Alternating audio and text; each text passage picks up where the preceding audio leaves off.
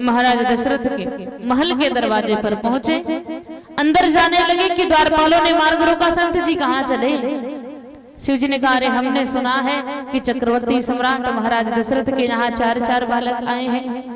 द्वारपालों ने कहा, महाराज खबर तो पक्की पाए हो, पर यहाँ कैसे? शिव जी ने कहा, बस उन्हीं बच्चों को आशीर्वाद देने के लिए आया हूँ, उन्हीं बच्चों को आशीर्वाद देने के लिए आया हूँ। द्वारपालों ने कहा, महाराज बालक इतने सुंदर है ना कि जब से उनका आगमन हुआ है तब से महल में बाहरी व्यक्ति का प्रवेश वर्जित है। महाराज दशरथ को डर है कहीं उन्हें कोई नजर ना लगा दे, इसलिए आप अंदर नहीं जा सकते। शिव जी बहुत प्रकार से निवेदन किए पर अनुमति नहीं मिली। निराश होकर के आकर के सरयू मैया के पावन तट पर बैठे और राम जी का ध्यान करने लगे।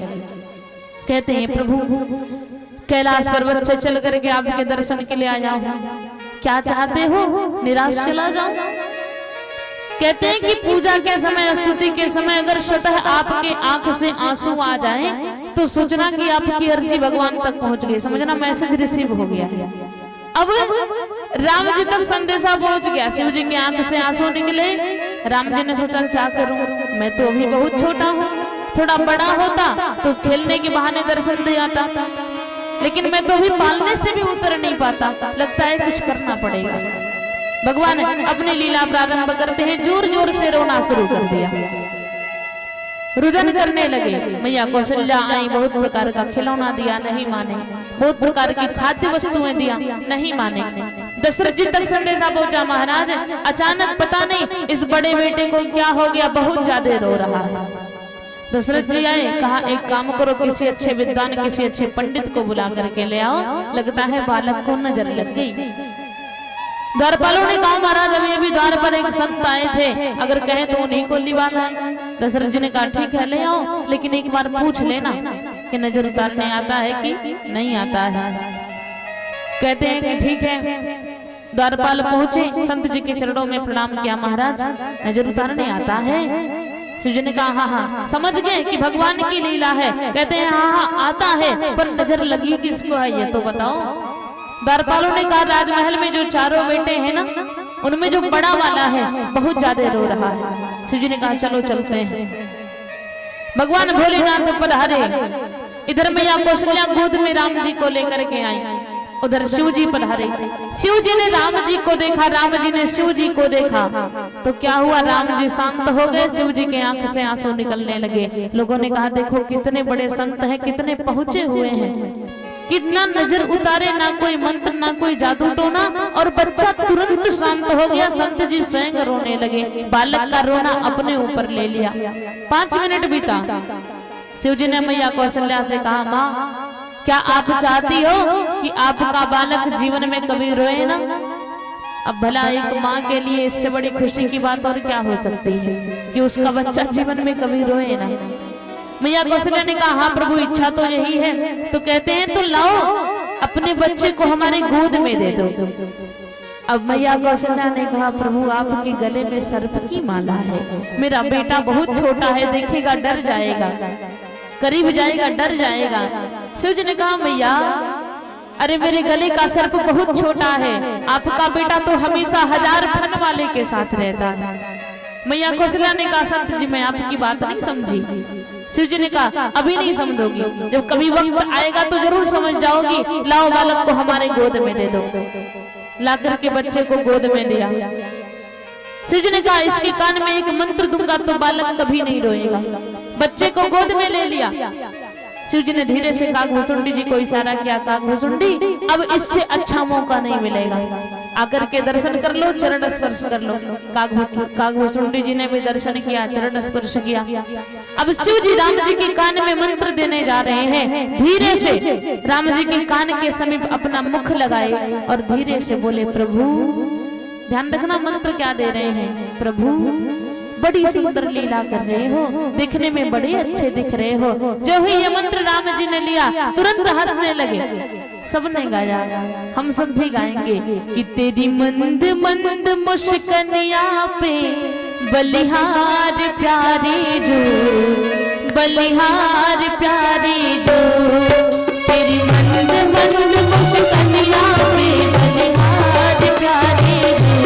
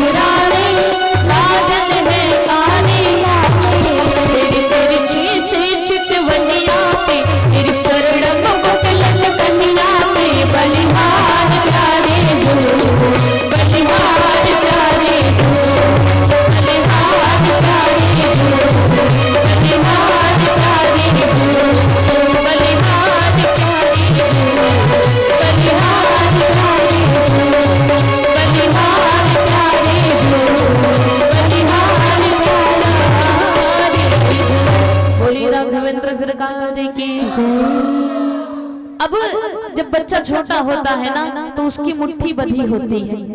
राम जी की मुट्ठी बंधी है तो शिव जी बार बार मुट्ठी को खोलते हैं, सोच रहे हैं कि राम जी मेरी उंगली पकड़ लें। मैया कौशल्या को लगा संत जी हस्तरेखा देख रहे हैं, तुरंत पूछ पड़ी प्रभु क्या हस्तरेखा विज्ञान भी जानते हो? अब शिव जी ठहरे जगत गुरु, अब झूठ कैसे बोले? महादेव कहते हाँ मैया थोड़ा बहुत जानता हूँ। मैया ने पूछा कि महाराज चारों बालकों में सबसे बड़ा यही है, ये बताओ मेरा बेटा राजा कब बनेगा? शिव जी ने ये प्रश्न सुना, आंख में आंसू आ गए कि मैया कैसे बता दूं कि जब इस बालक के राज्याभिषेक की बारी आएगी तो इसे 14 वर्षों के लिए वन को जाना पड़ेगा, इसके पिता का देहांत हो जाएगा। सोचा अगर बता दूं तो आज से ही चिंतित हो जाएंगी। शिव जी ने कहा मैया जब बच्चे की शिक्षा दीक्षा हो जाएगी तो एक दिन एक संत जी आएंगे, एक संत जी आएंगे बालक को मांगेंगे तो दे देना। मैया कौशल्या ने कहा ना ना प्रभु हम अपना बेटा किसी को नहीं देने वाले, भला बेटा भी कोई देने की चीज है, किसी ने मांग लिया हमने दे दिया, नहीं हम किसी को नहीं देंगे। शिव जी ने कहा मैया जब संत जी बालक को ले जाएंगे तो हमेशा के लिए थोड़ी ना ले जाएंगे, बस कुछ ही दिनों में जब बालक जाएगा उधर से जब आना होगा तो ये बच्चा अकेले नहीं आएगा बल्कि अपने साथ एक छोटी सी दुल्हन लेकर के आएगा, इसलिए जब भी संत जी आए और बालक को मांगे तो दे देना। मैया कौशल्या ने कहा भाई जब बहू भी आएगी तब तो भेज देंगे। फिर पूछ पड़ी बेटा राजा कब बनेगा?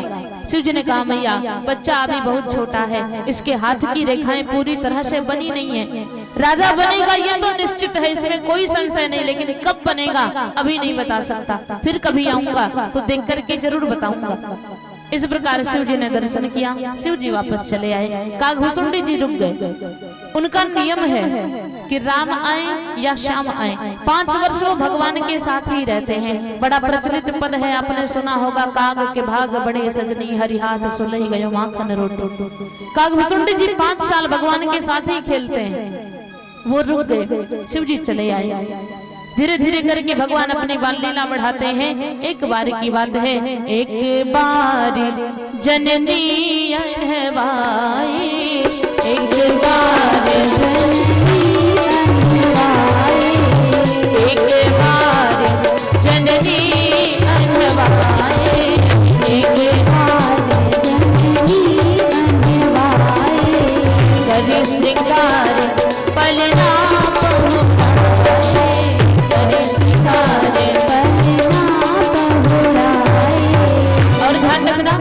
तुलसी बाबा ने लिखा एक बार जननी अनहवाई कर श्रृंगार पलना पहुड़ाए।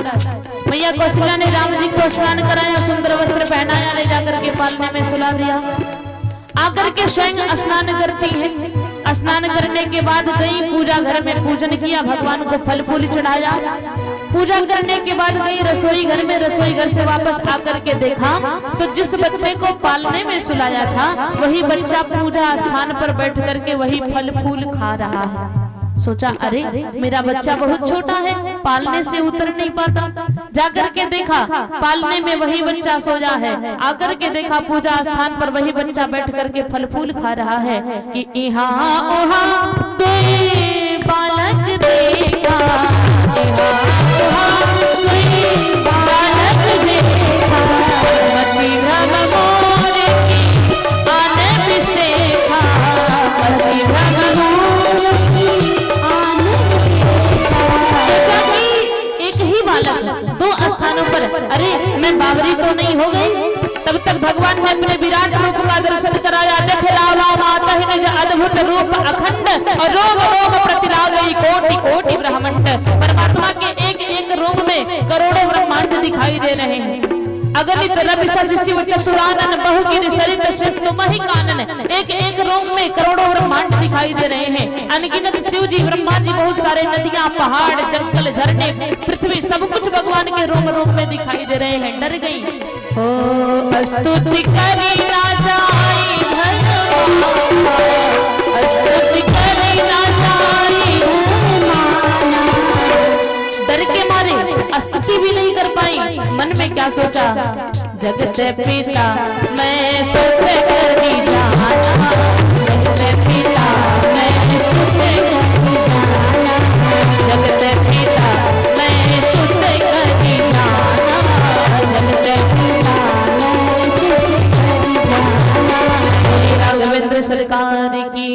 डर के मारे स्तुति नहीं कर पाई और सोचा कि अरे ये तो पूरे संसार का बाप है और यहाँ बेटा बन करके बैठा है, जगत पिता मैं सुत कर जाना, पूरे संसार का पिता, मैं इसे आज तक अपना बेटा समझती रही।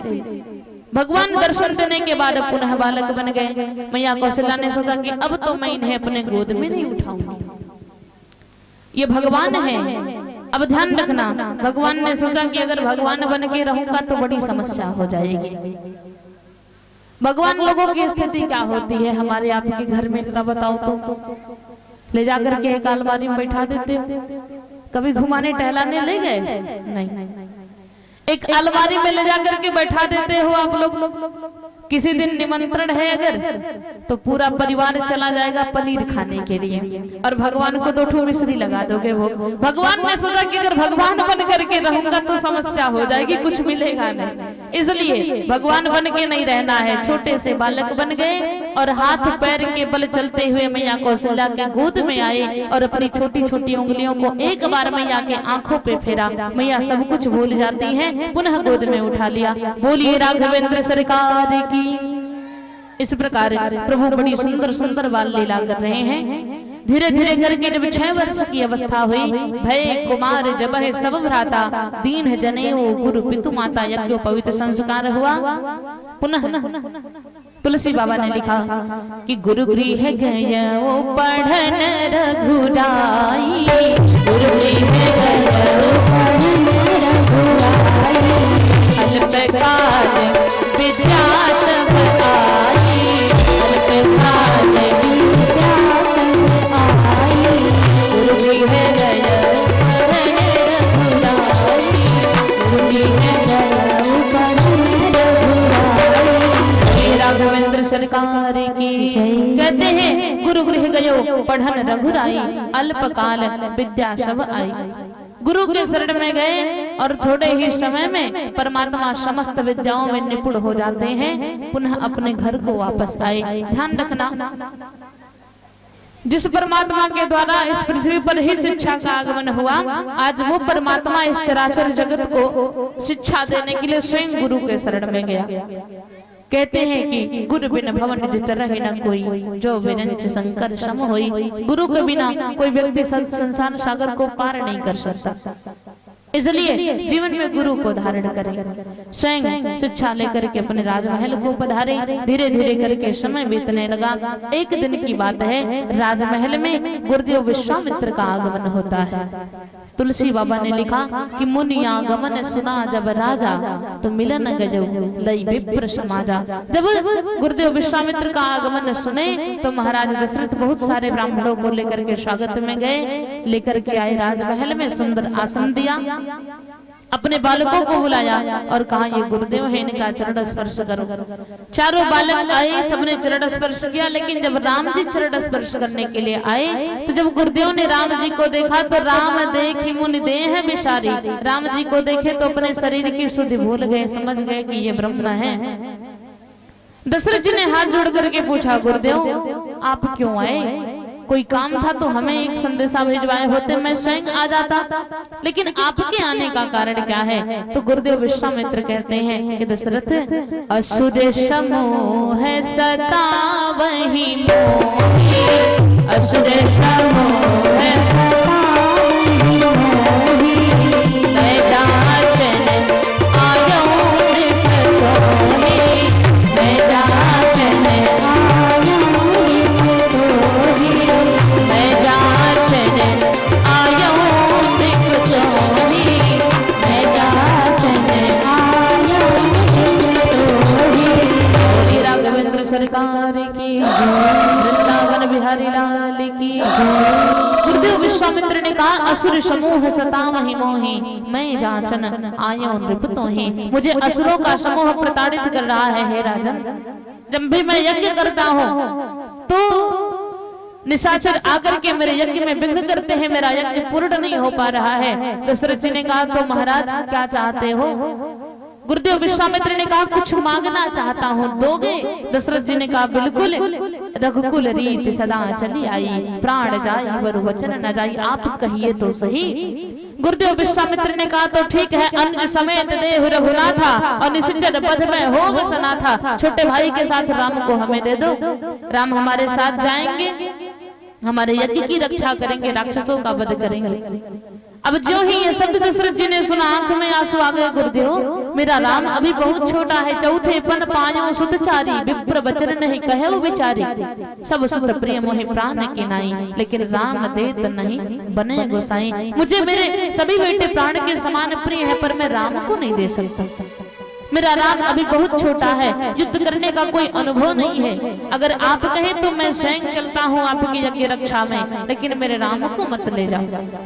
गुरुदेव ने कहा दशरथ तुमने अभी अभी कहा कि रघुकुल रीति सदा चलिए, अब अपनी बात से मुकर रहे हो, तो ध्यान रखना यहाँ पे विद्वानों के मतानुसार दशरथ जी राम जी को पहले ही किसी और को दे चुके थे। शायद मैंने बताया भी होगा आप लोगों को, मुझे ध्यान नहीं है, पिछले 2 वर्ष और कथा हुई है। तो किसको दिए थे, समय अभाव के कारण बस संक्षेप रूप में जान लीजिए कि गिद्धराज जटायु को दिए थे। तो दशरथ जी कहते हैं कि मेरा राम पे अधिकार ही नहीं है, पहले ही दे चुका हूं तो अब कैसे दे दूं, इसलिए विप्र वचन नहीं कहे वो बेचारे। लगता है आपने सोचा समझा नहीं, ऐसे ही कह दिया। दोनों लोगों में बहस प्रारंभ हो गया। तो गुरुदेव वशिष्ठ मध्यस्थ बन करके बैठे। तुलसी बाबा ने लिखा कि तब वशिष्ठ बहुविधि समझावा। गुरुदेव वशिष्ठ बहुविधि, एक तो बहुत विधि से समझाए, दूसरी बहु की विधि समझाते हैं कि राम जाएंगे तो बहु लेके आएंगे, इसलिए भेज दो। अब दशरथ जी ने कहा ठीक है महाराज ले जाओ, लेकिन तुम हम मुनि पिता आन नहीं को। अब से आप इनके गुरु नहीं, आप इनके पिता हो गए। जिस प्रकार एक पिता अपने बालक की सुरक्षा करता है, उस प्रकार आप इनकी सुरक्षा करना। कहते हैं ठीक। राम जी भैया लक्ष्मण गुरुदेव विश्वामित्र के साथ आज अयोध्या से बक्सर तक की यात्रा प्रारंभ करते हैं, निकले हैं यज्ञ रक्षा में। धीरे धीरे करके चलते चलते पहुंचे कहां, ताड़क वन में। जब ताड़क वन में पहुंचे तो सामने एक ताड़का राक्षसी का आगमन हुआ। गुरुदेव विश्वामित्र की आज्ञा पाकर के राम जी ने एक बाण संधान किया कि एक ही बाणे प्राण हरि लीला, एक ही बाणे प्राण हरि लीला, एक ही बाणे प्राण हरि लीला, एक ही बाणे प्राण हरि लीला।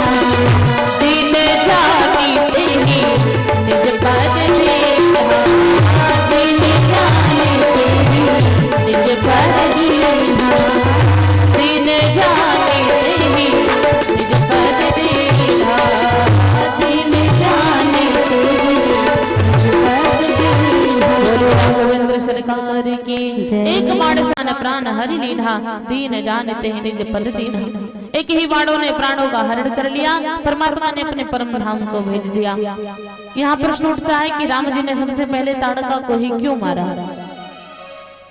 तो कहते हैं कि ताड़का राक्षसों की जननी है, माँ है, और राम जी का प्रण क्या है कि निश्चरहीन करो मही भुज उठाई पन कीन है, सकल मुनि के आश्रम ही जाई जाए सुख दीन है। राम जी का प्रण है कि पृथ्वी को निशाचरों से हीन बनाऊंगा। सोचा जब पहले माँ को खत्म कर देंगे तो दूसरे राक्षस उत्पन्न नहीं होंगे, तो दिन प्रतिदिन राक्षसों की संख्या घटते क्रम में जाएगी, इसलिए पहले माँ को खत्म कर दिया। चलते चलते पहुंचे बक्सर गुरुदेव विश्वामित्र के आश्रम पर। गुरुदेव विश्वामित्र ने सोचा कि जिस परमात्मा को पाने के लिए मैं यज्ञ करता था वो तो आकर के आश्रम में बैठा है, अब तो पा गया, अब यज्ञ करने की कोई आवश्यकता नहीं है। लेकिन जब सुबह का समय हुआ तो राम जी स्वयं कहते हैं गुरुदेव प्रातः कहा मुनिशन रघुराई, निर्भय यज्ञ करहु तुम जाई। आप जाइए निर्भय होकर के यज्ञ करिए। हुआ क्या, होम करण लागे मुनि झारी और आप रहे मख की रखवारी। हवन प्रारंभ हुआ, राम जी खड़े हो गए यज्ञ की रक्षा में। सबसे पहले यज्ञ को विध्वंस करने के लिए सुबाहु का आगमन हुआ। सुबाहु आया, राम जी ने एक बाण मारा, उसका वध हो गया। परमात्मा ने अपने परम धाम को भेज दिया। मारीच आया, राम जी ने सोचा कि अगर इसे अभी मार देंगे तो सीता हरण में मृग कौन बनेगा। अभी तो इसका काम है। तो बिना फर का एक बाण संधान किया, मारीच जाकर के सागर उस पार गिरा, जहां गिरा उस स्थान का नाम पड़ गया मारीसस। इस प्रकार राम जी गुरुदेव विश्वामित्र के यज्ञ की रक्षा करते हैं।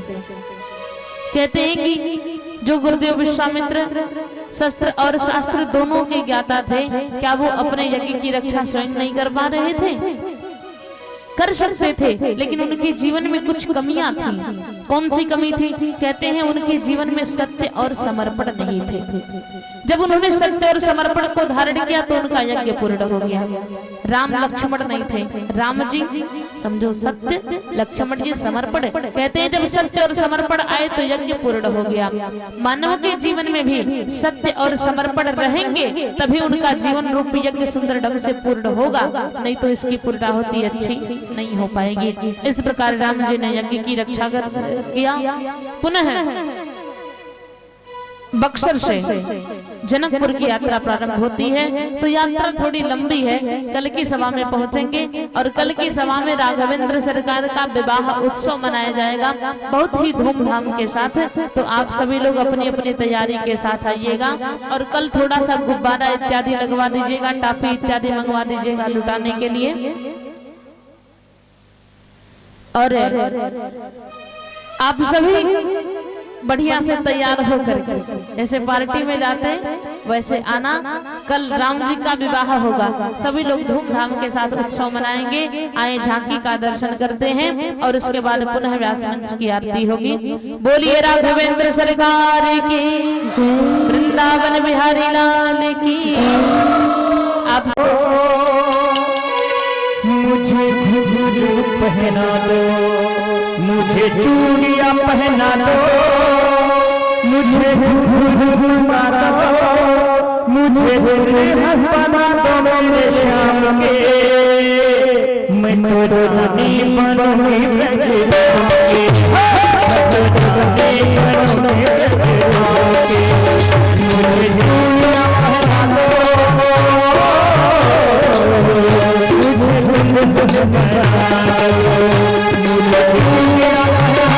मुझे घुंघरू पहना दो,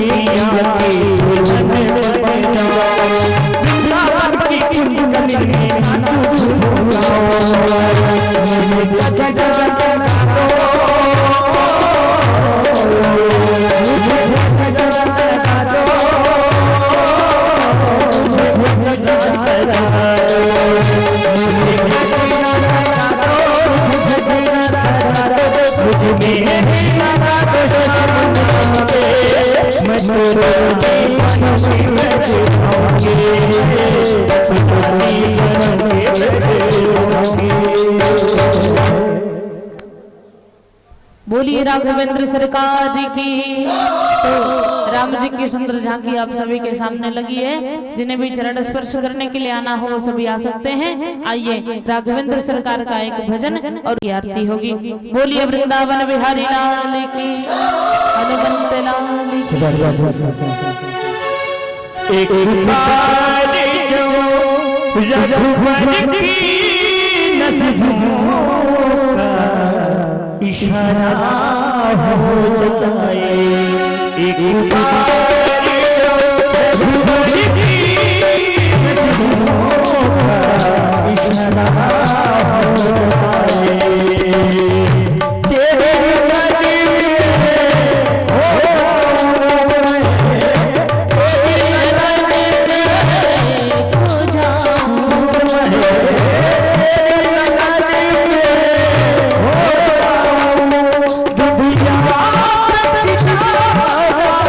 Oh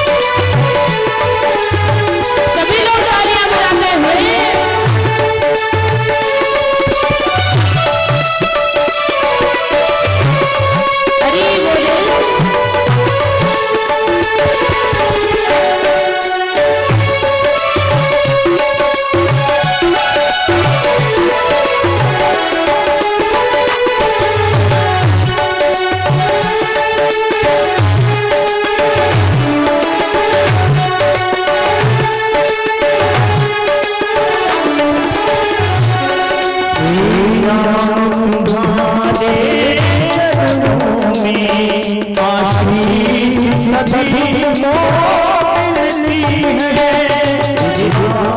जय राम जय राम श्री राम तुम्हारे चरणों में, श्री राम तुम्हारे चरणों में आशीष सभी मोमिनी है। ये धूल तुम्हारी मिल जाए, धूल तुम्हारी मिल जाए, जीवन का गुजारा